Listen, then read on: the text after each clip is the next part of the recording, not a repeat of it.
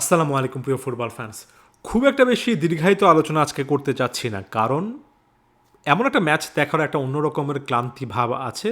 দ্বিতীয়ত আমি আপনি যতই অ্যানালাইসিস করার চেষ্টা করি, দেশ বিদেশের একেবারে এই জায়গায় অভিজ্ঞ ফুটবল অ্যানালিস্টরা যে সকল কথাবার্তা বলেছেন, মাঠের মধ্যে খুব একটা বেশি কিছু দেখা যায়নি। এবং আর্জেন্টিনার ফুটবল ইতিহাসের সেরা মাস্টার ক্লাস কোচ হিসেবে পরিচিত লিওনেল স্কালোনিও ট্যাকটিক্যালি গেমটা বের করে আনতে পারেননি।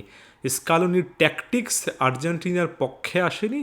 এমন একটা ম্যাচে যেখানে স্কালোনিও ট্যাকটিক্যালি কোনো কিছু বের করে আনতে পারেননি, সেখানে আমি আপনি যতই আলোচনা করি, সমালোচনা করি, কিছু জায়গাতে এসে নিজেদের লিমিটটা বোঝা দরকার। এটা এমন একটা ম্যাচ ছিল যেখানে সবচেয়ে বড় ট্যাকটিক্স দিন শেষে আমার কাছে তো মনে হয় লাক বাই চান্স। ভাগ্যটা আর্জেন্টিনার পক্ষে নাও থাকতে পারত, কারণ আর্জেন্টিন প্লেয়াররা যা কিছু ট্রাই করেছেন ম্যাক্সিমাম টাইমে সেটা ওয়ার্ক করেনি। এটা একেবারে সেট ছিল এমন সিচুয়েশানে আর্জেন্টিনার পক্ষে যদি ম্যাচটা শেষ মুহূর্তে এসে না যেত, খুব অবাক করা ব্যাপার থাকতো না। বেশ কয়েকটা ফিলোসফিক্যাল কথাবার্তাও আজকে বলবো শেষাংশে এসে। তবে প্রথমত, ম্যাচ সেরার অ্যাওয়ার্ড হাতে নিয়ে লিওনেল মেসি যে কথাগুলো অল্প কথায় বলেছেন, সেটাই আমার কাছে এই ম্যাচটা বোঝার সবচেয়ে পারফেক্ট ওয়ার্ডিং। যদিও অল্প কয়েকটা শব্দে বলেছেন, একটা কথা বলেছেন লিও মেসি, সেটা হচ্ছে আমরা অনেকটুকু ডিপে এসে প্রেস করার চেষ্টা করেছি, ডিফেন্ড করার চেষ্টা করেছি, এবং আমরা অ্যানাফ প্রেস করিনি, যে কারণে আসলে প্রতিপক্ষ যথেষ্ট স্পেসও পেয়েছে এবং একই সঙ্গে নিজেদের মধ্যে কোঅর্ডিনেশনটা ছিল না। অর্থাৎ লিওনেল মেসি বোঝাতে চাচ্ছেন যে আর্জেন্টাইন প্লেয়াররা ডিফেন্ড করতে এসে অনেকটুকু নিচে নেমে আসছিল, পেছনে সরে আসছিল, যে কারণে প্রতিপক্ষ আসলে এখানে খেলার সুযোগ পেয়েছে। আপনি যদি সেকেন্ড গোলটা দেখেন, এখনও যদি হাইলাইটস দেখে আসেন, প্রতিপক্ষ প্লেয়ার অসাধারণ একটা শট নিয়েছেন, এটা যেমন সত্য তার চেয়ে বড় সত্য এখানে ম্যাকঅ্যালিস্টারের পর নাহুয়েল মলিনা এরা ডিবক্সের মধ্যেও কিন্তু স্পেস দিচ্ছেন, বিশাল স্পেস দিচ্ছেন। নিজেরা সামনে এগিয়ে বলটা আটকানোর চেষ্টা করছেন না, পেছনেও অপেক্ষা করছেন যে আরেকটু সামনে আসলে তারপর আটকানোর চেষ্টা করবেন। আমার কাছে মনে হয় আর্জেন্টিনা বল যখন পায় না থাকে তখন হাই প্রেসের মাধ্যমে অল্প কয়েক সেকেন্ডে বলের দখল নিয়ে ফেলতে পারে।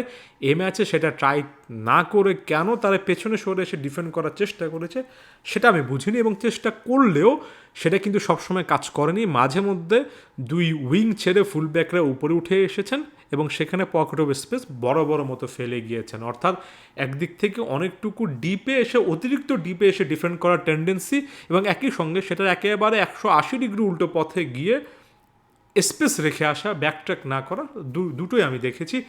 প্রায় প্রত্যেকটা ভিডিওতে আমি বলি, ম্যাচ প্রিভিউতে স্পেশালি, যে আর্জেন্টিনার কাছ থেকে ডিফেন্সিভলি অনেক ভালো পারফরমেন্স আশা করি, যেটা এখন পর্যন্ত এই বিশ্বকাপে দেখতে পারছি না, এবং এটা সবচেয়ে ফ্রাস্ট্রেটিং ব্যাপার হবে।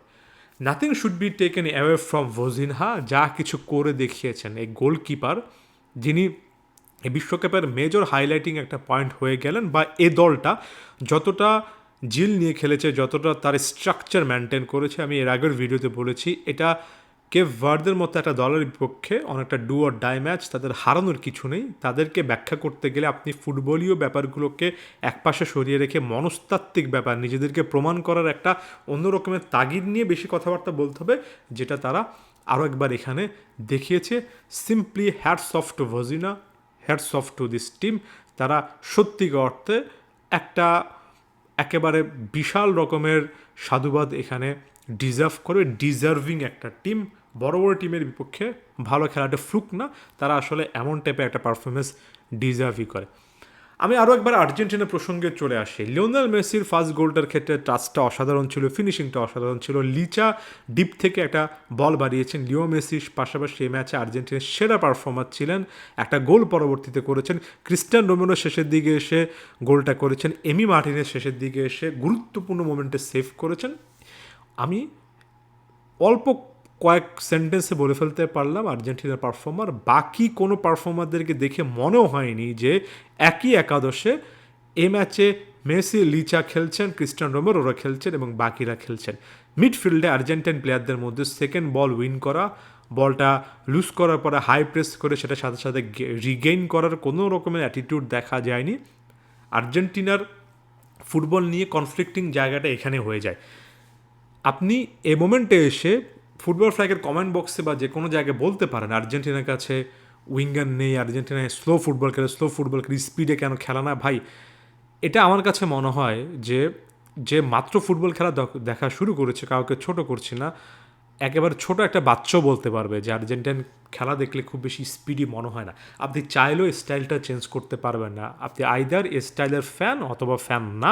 আর্জেন্টিনা স্লো বিল্ড আপেই খেলে এবং এমন টাইপের সিচুয়েশনে ডিফেন্ডাররা যখন লো ব্লক খেলে, অনেকটুকু নিচে নেমে এসে ডিফেন্সিভ ডুয়াল লাইন তৈরি করে খেলে, তখন আপনার এই স্লোনেসই ওই ডিফেন্সিভ স্ট্রাকচারটা যাতে মেনটেইন হয় সেটা অ্যালাউ করে। আর্জেন্টাইন প্লেয়াররা দ্রুত বল মুভ করাননি, স্লো খেলেছেন, যে কারণে প্রতিপক্ষের ডিফেন্স লাইনটা তাদের শেপটা বজায় রাখতে পেরেছে। But once again it's very obvious, এটা যে কেউই বলতে পারে। কথা উঠছে আর্জেন্টিনা ম্যাচের পর ম্যাচ এমন সিচুয়েশনে বের করে আনতে পারে যখন তারা স্লো বিল্ড আপের সাথে সাথে হুট করে পকেট অফ স্পেস পেয়ে 1-2 খেলে 1-2তে বা 3টা পাস খেলে ডিবক্সের মধ্যে গিয়ে ফিনিশ করে আসে।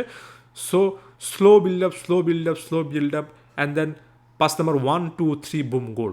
এমন সিচুয়েশন হয় যেটা আমরা এই ম্যাচে দেখিনি। বলতে গেলে ডিবক্সের আশেপাশে কোনো রকমের স্পেস কেভারদে দেয়নি।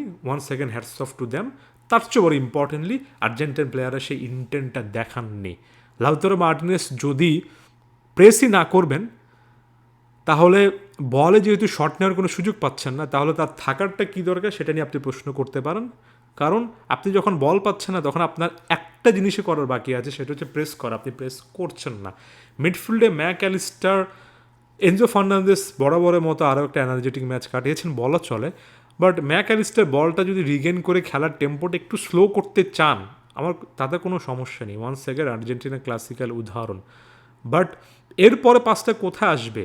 এই স্লোনেসটা কি আপনার ওই 1-to-1গুলো খেলার ফাস্ট ফিনিশিংটাও কি স্লো করে দিচ্ছে? সেটা নিয়েও ভাবার অনেক সুযোগ আছে। ফুল ব্যাক নিয়ে অনেক অনেক কথাবার্তা বলা যায়। যতবারই মলিনে ওই সাইডে উপরে উঠেছেন, ততবারই বিশাল স্পেস ছিল, অথবা ডিফেন্স করতে এসে অনেকটুকু নিচে নেমে ডিফেন্ড করেছেন, 1 ভার্সেস 1 সিচুয়েশনে গিয়ে বলটা রিগেন করতে পারেননি। এমন অনেক কিছু নিয়ে কথাবার্তা বলা যায়। সব কিছু একপাশে সরিয়ে রাখি, কোনো কিছু পক্ষে যায়নি, কোনো কিছু ট্যাকটিক্যালি আর্জেন্টিনার কন্ট্রোলে ছিল না। এটা রিয়েলিটি একটা চেক। একটা আশা করতে পারেন যে এখান থেকে শিখে পরবর্তী ম্যাচে তারা ভালো করবে। আমি শেষ করার আগে সেই ফিলোসফিক্যাল কথাবার্তায় চলে আসি। দেখুন, আর্জেন্টিনাকে নিয়ে 5-6 বছর ধরে কথাবার্তা বলছি। কথাবার্তা বলাটা শুরু করেছি এমন একটা গ্রাউন্ড থেকে যেখানে মনে হচ্ছিল যে আর্জেন্টিনা খুব বাজে একটা ফেজের মধ্যে আছে। 14 দেখেছি, 15 দেখেছি, 16 দেখেছি, 18 কোপা দেখেছি, বিশ্বকাপ 19 কোপা দেখেছি, 18 বিশ্বকাপ দেখেছি, তারপরও শুরু করেছি। তখন একটা বিশ্বাস নিয়ে শুরু করেছিলাম যে এই খারাপ ফেজটা কেটে যাবে। স্টিল উই বিলিভ যে খারাপ ফেজটা কেটে যাবে। ফেজটা কেটে গিয়েছে। ওই খারাপ ফেজটা যেমন একটা শেষ ছিল, ঠিক একই রকমভাবে যে ভালো ফেজটা 2020-21 পরে শুরু হয়েছে, সেটারও কিন্তু একটা শেষ হবে, শেষ আছে। Everything that starts has to end at some point, সেটা শেষ হবে। এবং সে শেষটার জন্য আর্জেন্টাইন ফ্যানদের প্রস্তুতি নিতে হবে। এটা মানতে হবে যে যত বড়ই টিম হোক না কেন, কোথাও না কোথায় থামতে হয় এবং সেই থামাটা মেনে নিতে হয়। আমি বলছি না যে তার মানে আপনি এখানেই হেরে যাবেন, আপনি এখানে বিশ্বকাপ স্বপ্ন বাদ দিয়ে দেবেন। তবে ব্যাক অফ দ্য মাইন্ডে ওই ইকুয়েশনটা থাকা উচিত, কোনো একটা দিনে যদি কোনো কিছু পক্ষে না যায়, this just ends here, this is football. একটা সময় জাস্ট একটা বাজে দিনে সব কিছু শেষ হতে পারে। তাই অসাধারণ স্বপ্নের পাশাপাশি এই রিয়েলিটি চেকটা আর্জেন্টাইন প্লেয়ারদের দরকার, আর্জেন্টাইন ফ্যানদেরও দরকার। ধন্যবাদ সবাইকে।